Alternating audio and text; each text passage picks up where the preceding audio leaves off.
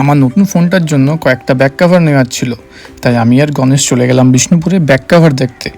Back cover দেখতে যখন বিষ্ণুপুরের রাস্তায় যাচ্ছি, এই যে ওয়েদার সুন্দর উপভোগ করতে করতে হঠাৎ করে গনসা আমাকে বললো, ভাই আমার হেলমেট থেকে কিছু একটা পড়ে গেছে।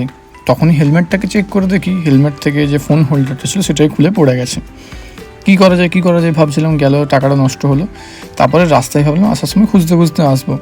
হঠাৎ করে আসার সময় রাস্তায় দেখতে পেলাম ওটা পড়ে আছে, তাই পাটাকসে ওখানে দাঁড়িয়ে তো গনসা তো খুব এক্সাইটেড, ওই দেখ করছে। আর তারপরে দেখলাম এটার মধ্যে অলরেডি গাড়িটারে কিছু একটা গেছে, তাই দাগ হয়ে আছে। যাই হোক, কুড়ি নিয়ে ফেরত আসছিলাম, হঠাৎ দেখলাম বোর্ডটার এখানে খেলা চলছে আর তার সাথে ফুচকা বিক্রি হচ্ছে। গনসা বলে ফুচকা খাবো, তাই দেখতে পেয়েছি কি সুন্দর হাতে করে নাড়ছে ফুচকার জল। যাই হোক, ওটা কি পরমানন্দে আমি দুটো, গনসা দুটো ফুচকা খেলাম, দুটো নয় 10 টাকা করে খেয়েছিলাম ফুচকা। তারপর বাড়ি এসে চলে গেলাম মন্দিরে, যেহেতু পরের দিন মা আসা ছিল, তাই মন্দির পরিষ্কার পরিচ্ছন্ন এবং সাজানো গোছানো হবে মন্দির, তাই আমি মন্দির সাজাই। তোমরা ভিডিওটি এনজয় করো।